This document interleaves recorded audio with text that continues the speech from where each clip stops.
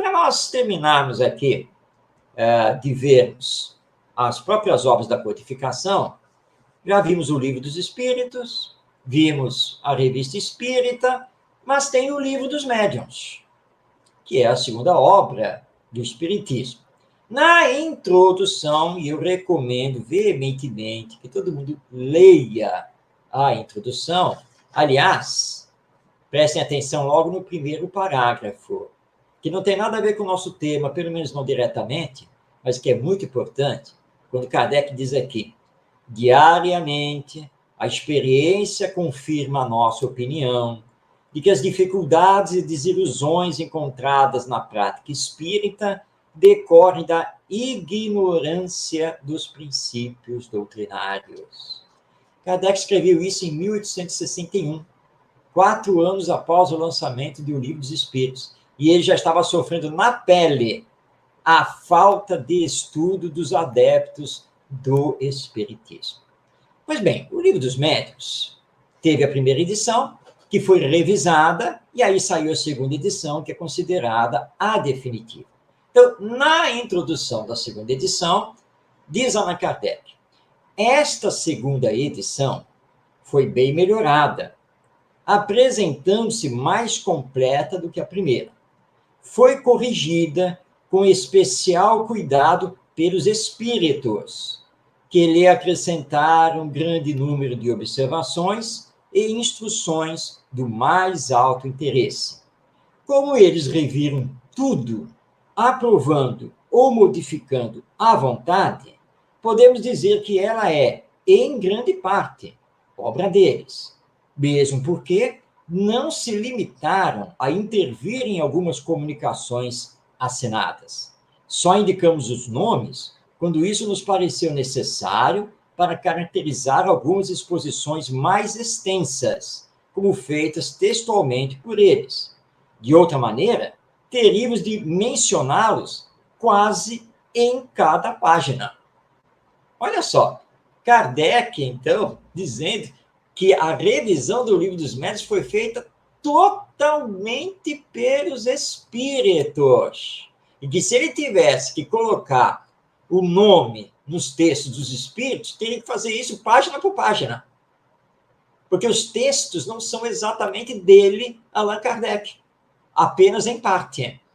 E todo o resto pertence aos espíritos. Eles é que revisaram e refizeram o Livro dos Médiuns para a segunda edição.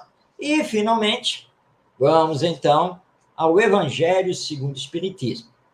De novo, eu vou para a introdução. Eu estou sendo chato, né? É que eu gosto de ler tudo mesmo dos livros e sempre considerei que as introduções são muito importantes. E a introdução do Evangelho segundo o Espiritismo é muito importante. Item 2. Autoridade da doutrina espírita.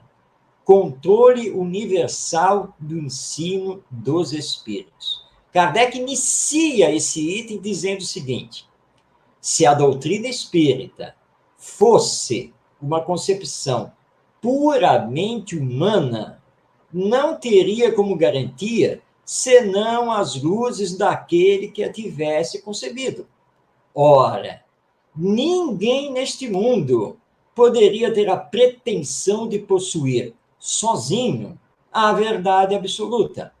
Se os espíritos que a revelaram se houvesse manifestado a apenas um homem, nada lhe garantiria a origem, pois seria necessário crer sob palavra no que dissesse haver recebido os seus ensinos. Ou seja, mais uma vez Allan Kardec dizendo que a revelação que dá origem ao espiritismo foi feita pelos espíritos. Bem, trabalhamos o próprio Allan Kardec. E, novamente, não estamos aqui para diminuir a importância do nosso codificador.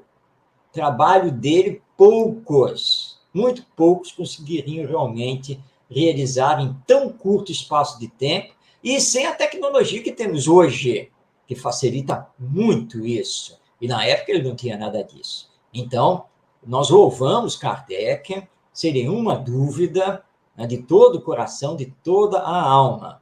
Mas chegamos à conclusão que não existe uma doutrina dele. Portanto, usar o termo kardecismo e nos chamarmos de kardecistas é falar de algo que não existe.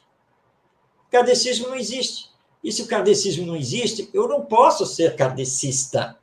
Eu sou espírita e sigo o espiritismo, que é uma doutrina científica, filosófica, religiosa, que está contida nas obras que levaram à assinatura de Allan Kardec, que trabalhou, então, os ensinos dos espíritos superiores. Nós temos que esclarecer isso e não permitir que na cultura brasileira fique se espalhando espiritismo de mesa branca, espiritismo kardecista, espiritismo de umbanda.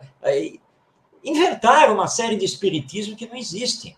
O espiritismo é único, é uma única doutrina, nada mais do que isso. E nós não estamos aqui para ficar fazendo interpretações.